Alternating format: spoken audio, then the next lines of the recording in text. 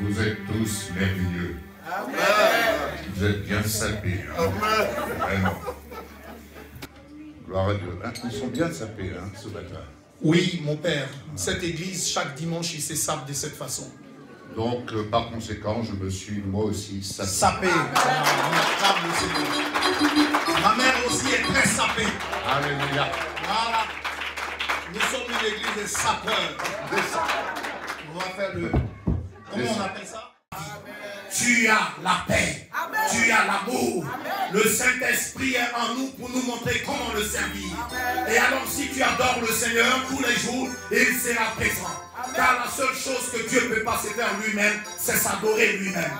Donc il a créé les humains pour l'adorer et nous nous sommes détournés de sa voie. Jésus est venu pour nous mettre en relation avec le Père pour que nous puissions retourner à notre fonction qui est d'adorer le Créateur. Alors sois béni et ce matin j'ai dit tu es béni.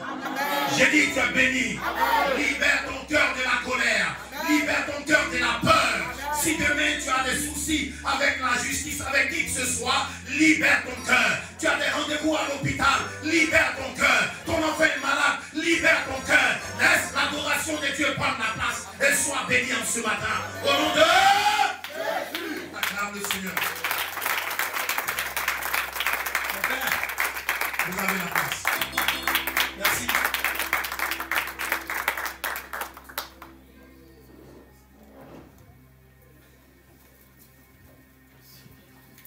Alléluia. Amen.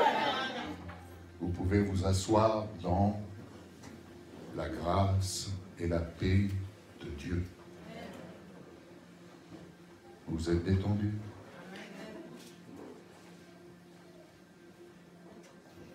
L'amour parfait bannit la crainte. Amen. Tu as bien introduit. Non, je vais dire la chose autrement. L'Esprit de Dieu t'a bien inspiré pour introduire ce qu'il me donne de servir ce matin. Amen.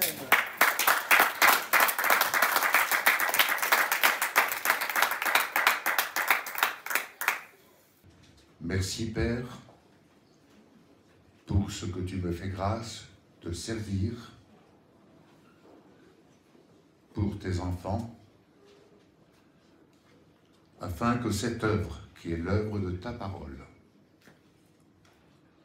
puisse se poursuivre selon ta destinée, selon ton plan que toi tu as défini. Ce plan n'est pas le plan des hommes, mais le tien. Et ce plan, tu le mets à jour, tu le fais découvrir jour après jour, traversant les tempêtes, traversant des déserts, mais toujours approvisionné de ta grâce qui vient surabonder en toutes circonstances. Amen. Amen. Dieu est amour. Proverbe, chapitre 10, verset 12, dit ceci. La haine suscite les querelles, mais l'amour couvre toutes sortes de transgressions. Je ne fais que suivre ce qui a déjà été dit, et je ne vais pas revenir là-dessus. Je dirai simplement, devant la croix, notre vie, notre moi, notre vieille nature a été crucifiée. Désormais, dès lors que nous acceptons l'œuvre de Jésus-Christ dans notre vie, nous acceptons également de passer de l'autre côté de la croix pour aller jusque dans la salle du trône, pour adorer Dieu en esprit et en vérité. sur ce chemin, le chemin de la gloire, le chemin de la foi, de l'espérance et de l'amour. Mais la plus grande de ces trois choses, c'est l'amour. Donc, nous allons voir l'amour. Dans notre version second, il est dit que l'amour couvre toutes les fautes. Lorsque je lis dans la traduction juive, il est dit que l'amour couvre toutes sortes de transgressions. Au Proverbe 17, verset 9, mon message ne sera pas très long, c'est après que ça sera un peu plus long. Soyez bien à l'écoute et laissez la parole venir vous visiter, éclairer votre cœur. Amen. Proverbe 17, verset 9, dit ceci. Celui qui dissimule une faute encourage l'amour. Mais celui qui en parle tout le temps sépare même des amis proches. Celui qui dissimule, celui qui couvre, encourage l'amour, cherche l'amour. Dieu est amour. Mais celui qui en parle tout le temps, qu'il soit assuré, il n'est pas dans l'amour. Il est séparé de l'amour. Et étant séparé, il divise. Et il divise même les amis proches.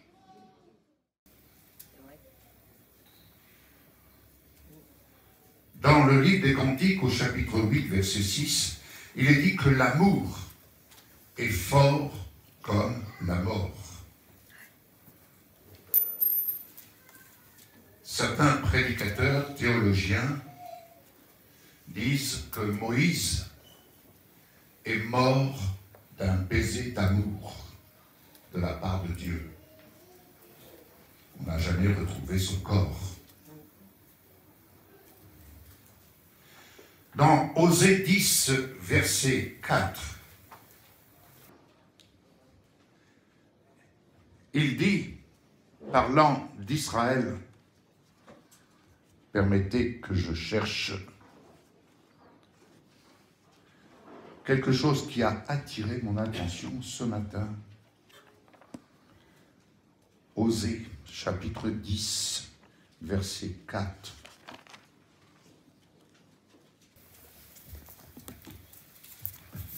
Vous allez voir ce que dit l'Éternel d'Israël.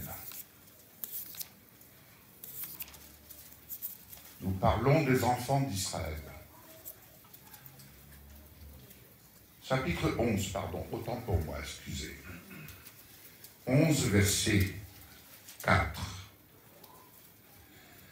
Mais au premier verset, il dit, lorsqu'Israël était un enfant, je l'ai né, et j'ai appelé Israël, j'ai appelé mon fils. Israël est le fils de Dieu.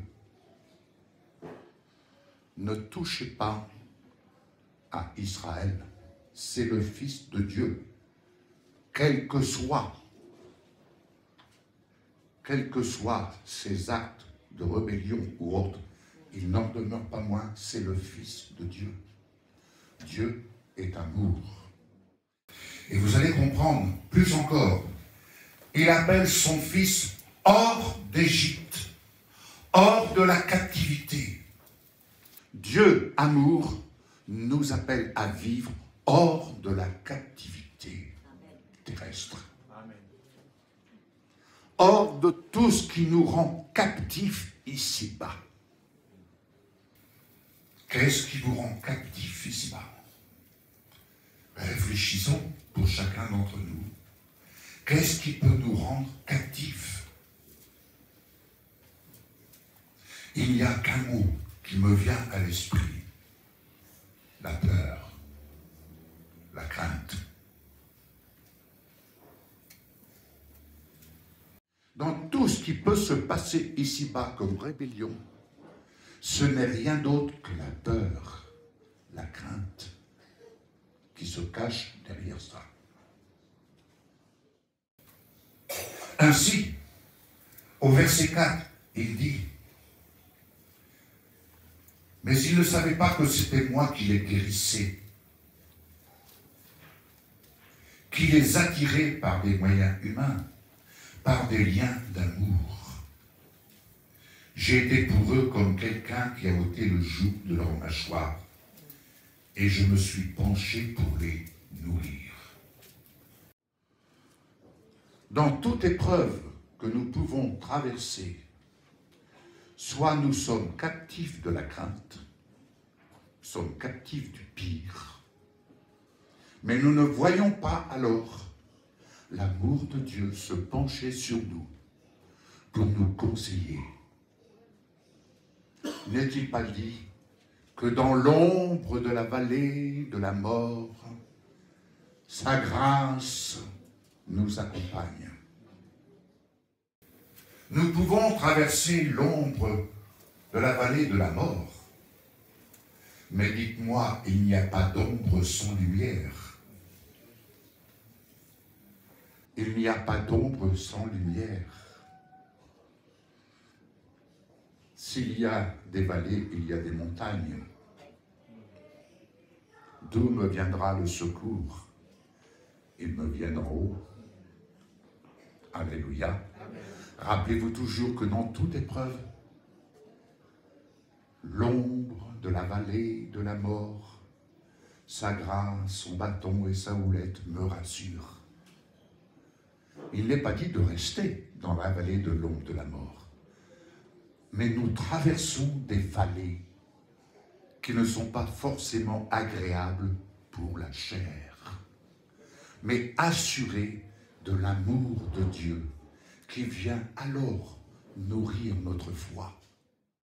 Et l'amour de Dieu, s'il vient nourrir notre foi, en retour, l'amour de Dieu aime se nourrir de notre foi. Sachant que la foi vient de lui, vient de sa parole. Alléluia. Quelle communion, bien-aimés. Ainsi, Jean 13, verset 35.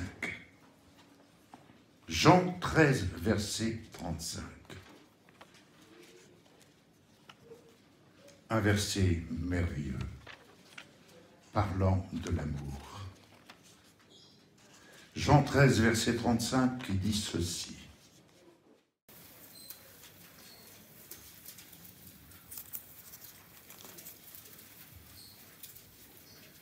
Je vais lire à partir du verset 34. Je vous donne un commandement nouveau.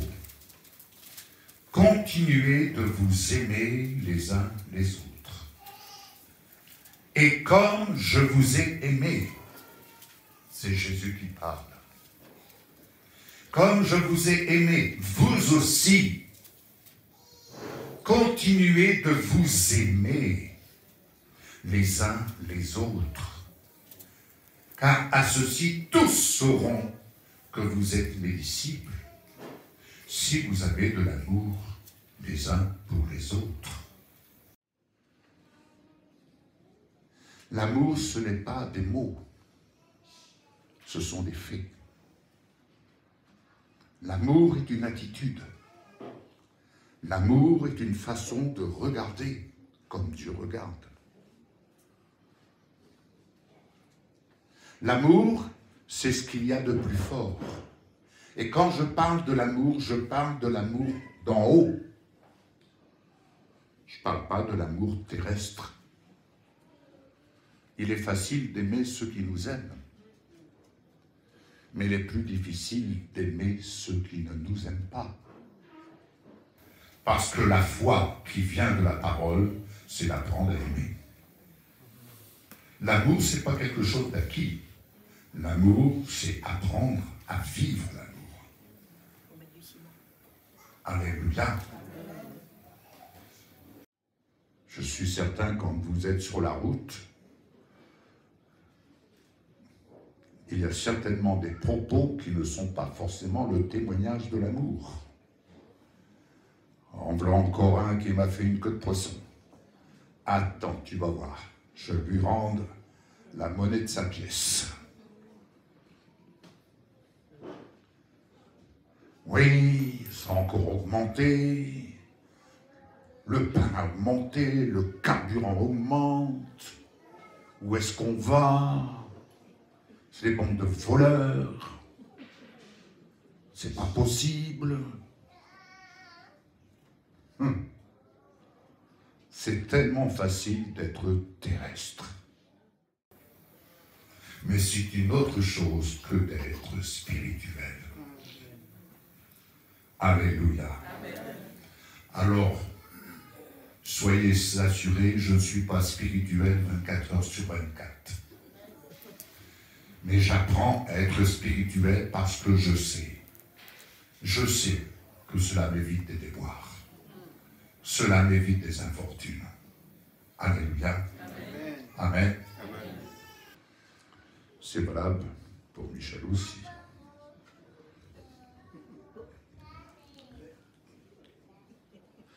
C'est valable entre nous.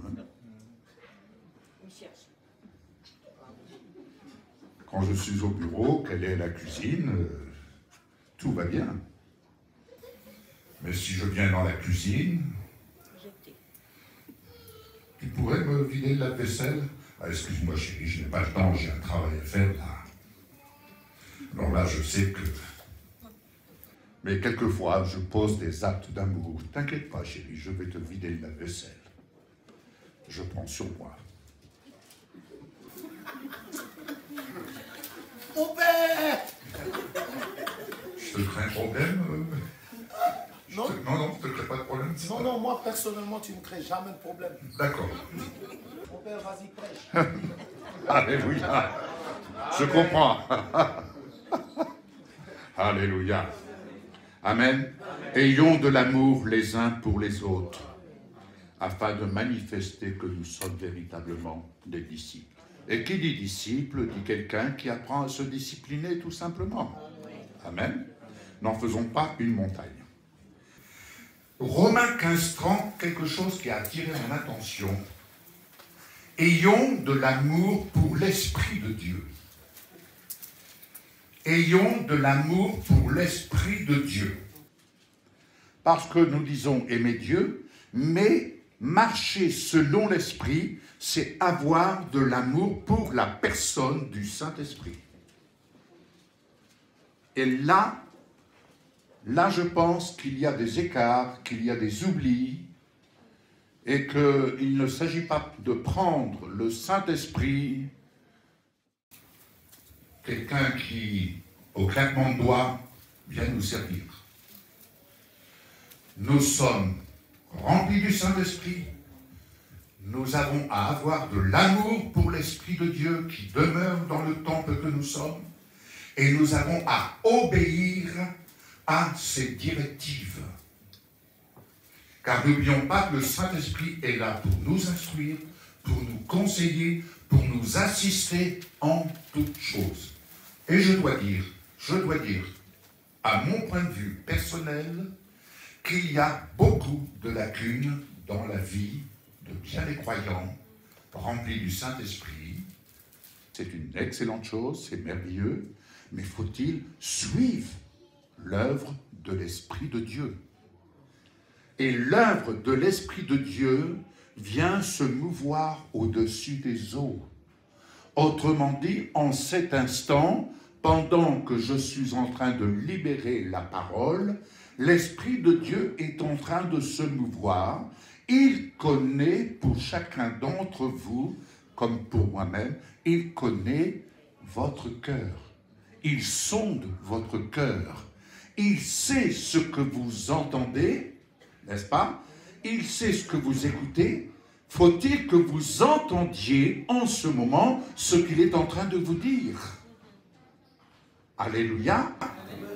Même pour celui qui est à la caméra, même peu importe, même si vous prenez des notes, n'oubliez pas que le Saint-Esprit vient pour impacter votre cœur et pour y imprimer les désirs de Dieu à votre égard. À vous de manifester les faits que l'Esprit de Dieu vous dicte. Je vais vous donner un témoignage. Un jour, nous étions dans une église. Et pendant que le pasteur était en train d'apporter le message, je suis vraiment pressé par l'Esprit de Dieu. Michel est là pour le dire. J'étais pressé par l'Esprit de Dieu. Même, j'étais dérangé. Et l'Esprit de Dieu me mettait sur le cœur. Offrande, offrande, offrande. Et je n'avais pas à intervenir. J'étais de passage. Je n'avais pas à intervenir dans le service. Mais je dis, Seigneur, quand on est dans une œuvre, dans une église, je dirais que nous sommes prisonniers du programme. Vous entendez? On structure, on programme et on fait rentrer le Saint-Esprit dans notre programme.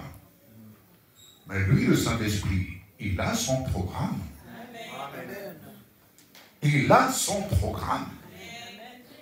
Et toujours est-il, j'ai dit, Seigneur, mais si je me lève pour dire, pasteur, le Saint-Esprit me donne de partager ce que j'ai reçu, j'allais totalement désorienter l'Assemblée sur un autre sujet. Alors j'ai attendu. Et ce que le pasteur va faire, et ce qu'il ne fait jamais, il va se mettre à parler d'offrande. D'habitude, il laisse la place à un de ses collaborateurs. Je dis, celle-là, elle est forte alors. Je dis, Seigneur, mais je vous assure, ça bouillait en moi. Et je dis à Michel, je ne comprends pas, mais ça me fait mal. Ça me fait mal. Et voici qu'il était en train de parler de l'offrande, et voilà qu'il descend de l'estrade, et me dit, papa, vas-y, parle. Comme si l'Esprit de Dieu lui avait dit, hé, tu veux me laisser faire, j'ai quelque chose à dire avec l'apôtre. Et j'ai parlé de l'offrande. Oh, je n'ai pas parlé longtemps, 5 minutes. J'ai dit, vous avez déjà ouvert votre porte-monnaie? Vous avez déjà sorti votre chèque? Mais avez-vous écouté le Saint-Esprit? Avez-vous écouté ce que le Saint-Esprit vous inspire en cet instant même? Vous savez ce qui s'est produit? Les gens ont rangé le chèque dans leur porte-monnaie pour la plupart. Ils ont rangé leurs billets pour la plupart. Je dis maintenant, nous allons prier. Je peux vous assurer, mes bien-aimés, que le micro, ici, était comme un feu. Était comme un feu. Et là, je me tourne vers maman Michel. Je lui dis, chérie, prie. Elle a prié pour l'offrande. Les gens ont sorti cette fois-ci leur carnet de chèque. Et ils ont refait un chèque. Le culte se termine. Nous sommes avec le pasteur dans son bureau. On partage, on prend un café. Et voilà que quelqu'un frappe à la porte. C'était une dame qui était de passage. Elle était de passage. Elle n'était pas de l'assemblée. Elle dit, pasteur, excusez-moi de vous déranger, mais voici, le Seigneur m'a dit de vous donner les clés de ma voiture. Ce qu'elle ignorait, c'est que la voiture du pasteur, la veille, avait été cassée par des actes de banditisme. Il a reçu la voiture. Cette femme est parti, il ne l'a plus jamais revu. Alléluia. C'est bien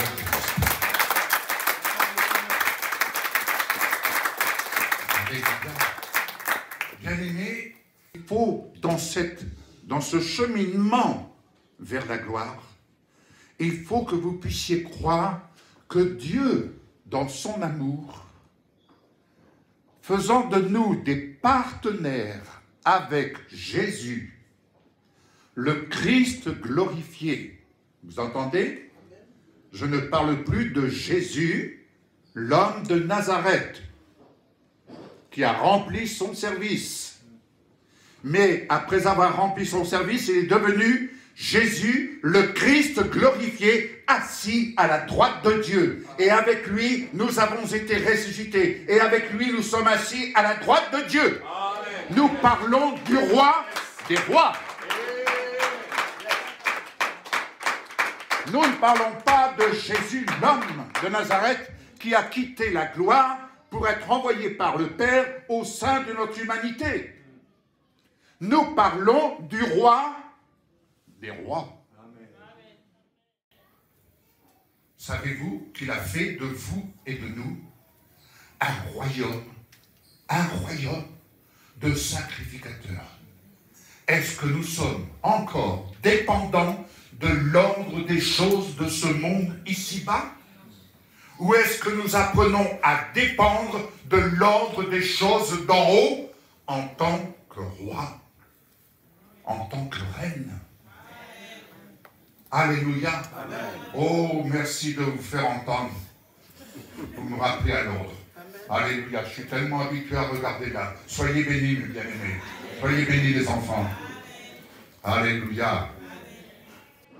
Ainsi, l'œuvre de l'Esprit vient se mouvoir.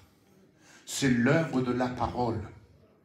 Et c'est Jésus, la parole, qui vient rendre son témoignage. Et on n'a pas lieu de se vanter de quoi que ce soit. Il suffit pour adorer de reconnaître que nous sommes partenaires avec le conquérant. Alléluia. Pourquoi prier pour avoir la victoire? La victoire, nous la possédons. Priez de telle sorte, Seigneur, je résiste sur cette position à laquelle j'ai été établi avec toi. Et j'y suis par le moyen de la foi. Donc, je reste sur mes deux pieds. Alléluia. Amen. Amen. Amen. Prenez la première lettre du R. Vous pouvez dessiner un P déjà. Un P majuscule. P majuscule, qui veut dire persévérance. P majuscule, qui veut dire prier. P majuscule, qui veut dire paix. P majuscule, qui veut dire Père.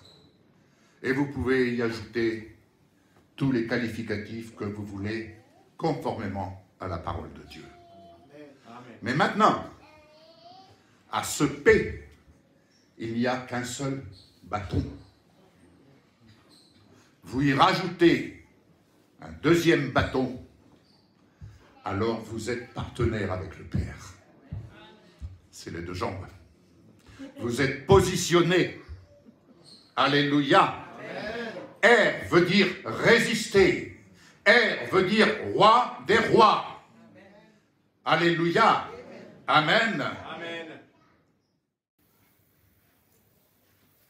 Ce qui veut dire que vous êtes positionné dans la victoire. Amen.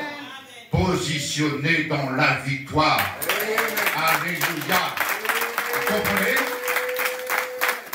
Ça, c'est le P. Ça, c'est le R. Les deux jambes. Amen. Je peux dire, c'est très simple, mais vous y pensez. Alléluia.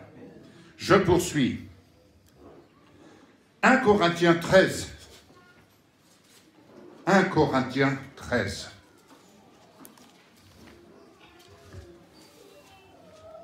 Je vais bientôt avoir fini mon message. Après tout ce que j'ai dit durant ces 2 jours, je peux dire simplement que l'œuvre de la parole est en train de se manifester. Si vous ne la voyez pas, je la vois. Je la discerne. 1 Corinthiens 13, verset 1er.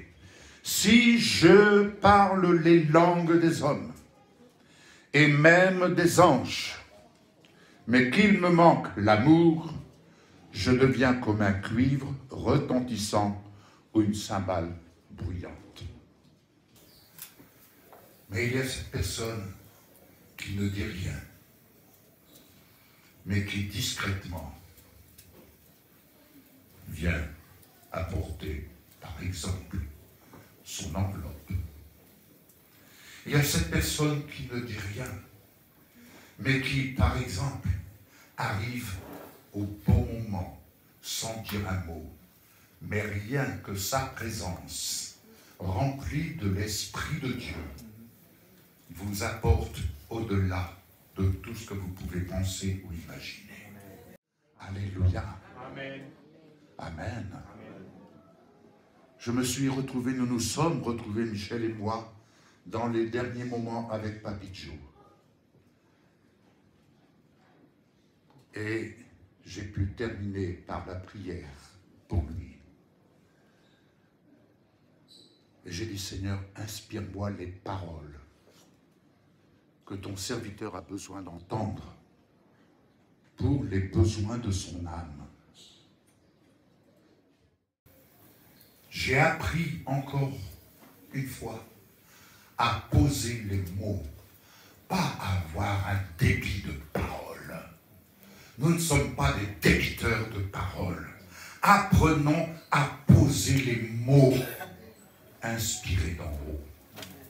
Et des mots qui font du bien à l'âme. Des mots qui bénissent l'âme. Des mots qui élèvent l'âme. Alléluia. Et j'ai entendu Papy Joe dire ceci. Voilà une prière qui me fait beaucoup de bien. Ce sont les derniers mots que nous avons pu entendre de sa bouche. Et depuis ce temps, ces mots n'arrêtent pas de m'accompagner sur les besoins des âmes. On parle de guérison des corps, on parle de tout ça, je dis Amen. Mais n'oublions pas les besoins de l'âme.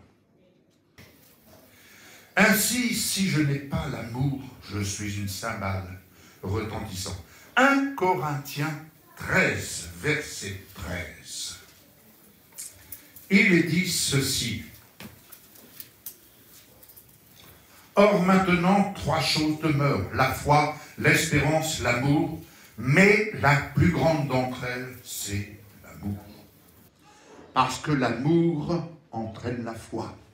L'amour entraîne l'espérance sur le sentier de la gloire pour nous amener dans la salle du trône. Dans la salle du trône. Alléluia. Romains 2,7, c'est une parenthèse. L'apôtre Paul dit « Dieu réserve la vie éternelle à ceux qui recherchent l'honneur, la gloire. » Et tu as parlé tout à l'heure, tu ne connaîtras pas la mort. Si tu recherches l'honneur, la gloire et l'immortalité. La mort n'est pas une fatalité. Élie n'a pas connu la mort. Enoch n'a pas connu la mort. C'est peut-être trop pour ta petite tête. Sois assuré, c'est trop pour la mienne. Mais n'en demeure pas moins que dans mon cœur, ce qui importe, c'est ce que la parole de Dieu me dit. Alléluia. Hein? Certains diront, oh, mais c'est la vie, hein?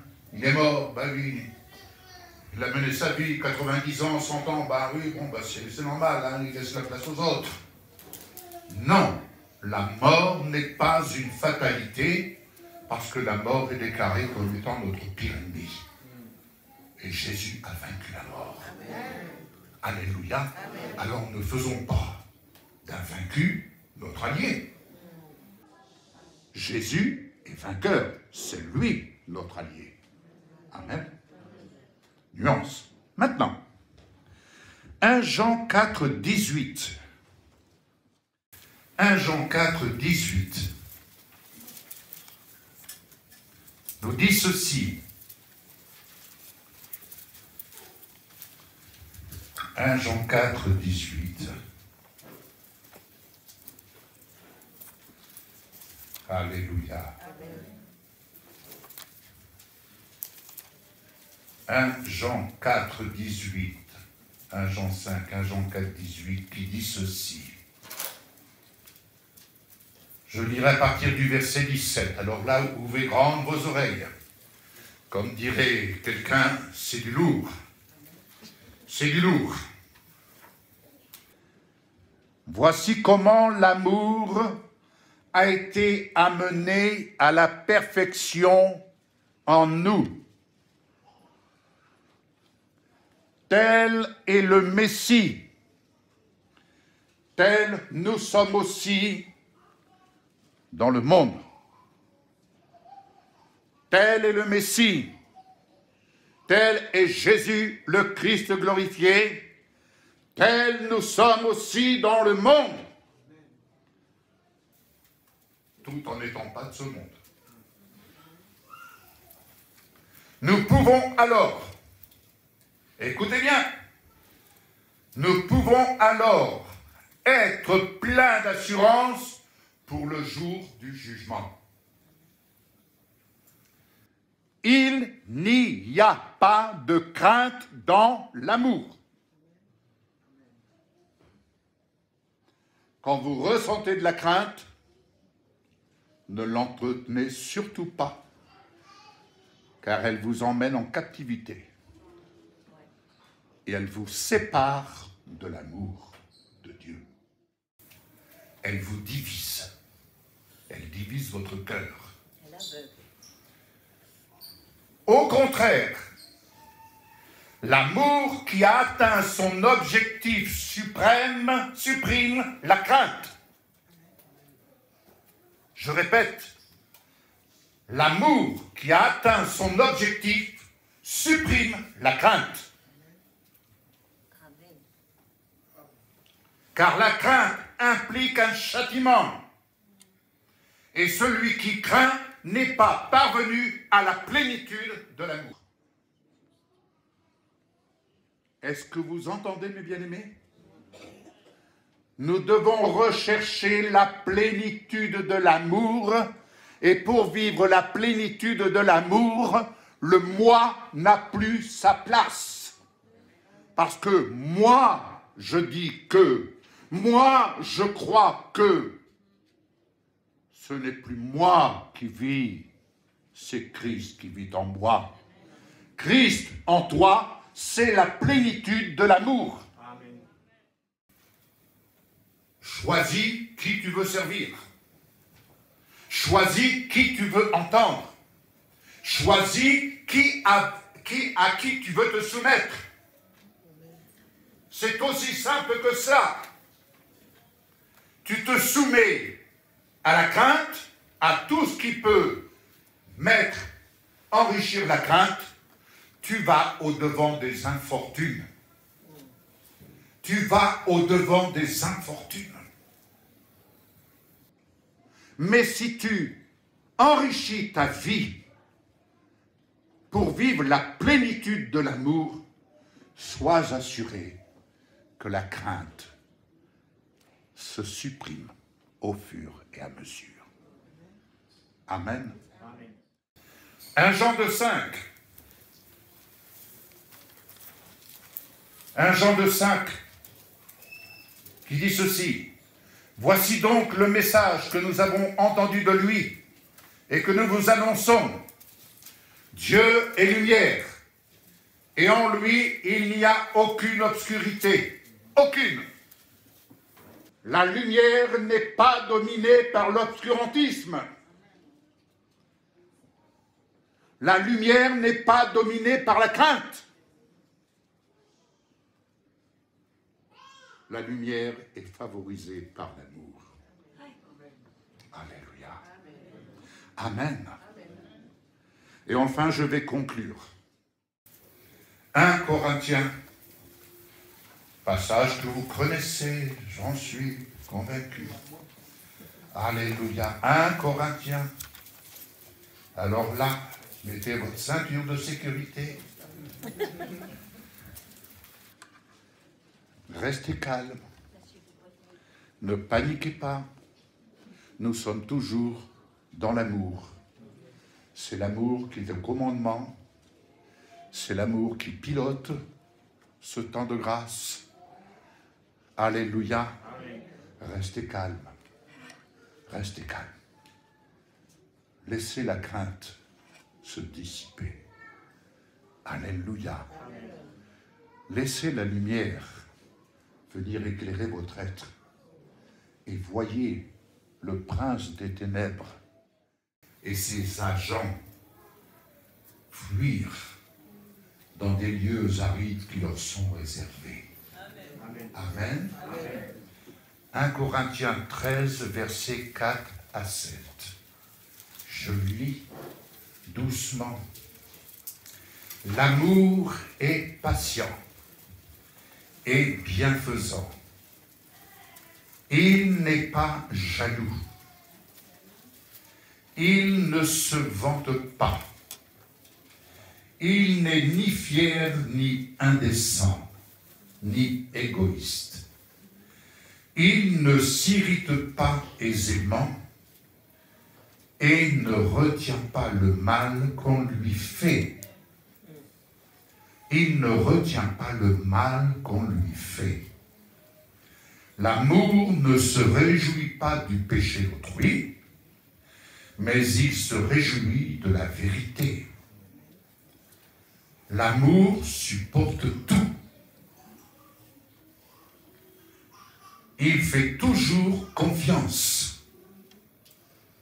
Il espère tout et endure tout. L'amour n'a pas de fin. Alléluia. Quel beau programme. Bien-aimés, si ce programme est le vôtre, vous serez les gens les plus heureux. Vous n'aurez pas à regarder ni à droite ni à gauche. Vous n'aurez pas à rechercher quelque chose de mieux, puisque le mieux vous habite. Alléluia. Quel que soit l'endroit, le mieux vous habite. Et lorsque le mieux vous habite, vous marchez avec assurance. Quand ma table est bien garnie, je ne cherche pas à me nourrir ailleurs. Vous êtes d'accord? Quand votre table est bien garnie, je ne cherche pas à me nourrir ailleurs. Quand le café est bon chez moi, je ne cherche pas à boire du café ailleurs que chez moi. Ce que je veux vous expliquer, bien aimés, si vous allez chercher la nourriture d'en haut, si chacun d'entre vous allez chercher la nourriture d'en haut, vous n'aurez pas à courir de droite et de gauche. Celui qui demeure en vous est tellement plus grand que vous allez voir vos problèmes se résorber. Alléluia. Se résorber. De telle sorte, au contraire, vous allez apporter dans l'œuvre, ici même par exemple, vous allez apporter de la dynamique. Vous allez apporter de la vie. Vous allez même venir encombrer vos pasteurs. Bon, pasteur, là, quand est-ce qu'on y va? Qu'est-ce qu'on fait là? Parce que là, moi, je ne veux pas rester rien faire. Qu'est-ce qu'on fait? Alléluia. Quels sont les projets? Je veux être actif dans cette œuvre.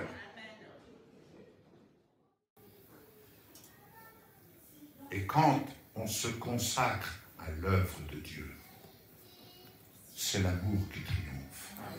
Amen. Amen. Et l'amour triomphe dans la soumission. Parce que l'amour implique se soumettre les uns aux autres. Mais voyez-vous, dans une assemblée, pour se soumettre les uns aux autres, on ne se soumet qu'à l'amour. Je sais ce que c'est. Nous savons ce que c'est. On a travaillé, moi quand je suis arrivé à la mission de Papy Joe, nous étions 20-25 personnes, on venait d'endroits différents, de la Belgique, de Suisse, et on avait des caractères. Ah Seigneur, je pense à cette sœur qui venait de Suisse, elle me demandait de faire des choses, tout ça, enfin du bricolage. Et ça m'énervait, Et j'arrivais à la faire pleurer, la pauvre. Mais j'avais un tel caractère, c'était pas facile. Ah, ça c'est vrai. Vous voyez, je vous dis la vérité, hein. Elle confirme. Mais aujourd'hui, chérie, reconnais, même maman Maud le dit. C'est un agneau. Hein, elle me dit, je suis la bonté même. On acclame le Seigneur.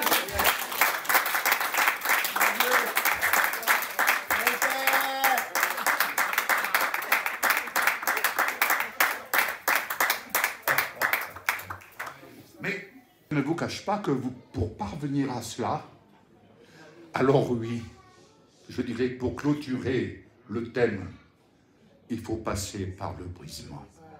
Alléluia. Mais quand on comprend que l'amour, il est tellement plus aisé d'être brisé par l'amour que d'être brisé par des actes de la chair. Laissez-vous briser par l'amour et vous verrez que vous serez élevé et que vous allez découvrir la véritable valeur que vous avez. Et vous allez dire, mais quelle patience le Seigneur a avec moi. Et à votre tour, vous apprendrez à avoir de la patience avec les autres, qui sont d'un caractère un peu pointilleux, mais qu'à cela ne tienne, l'amour est là pour couvrir toutes les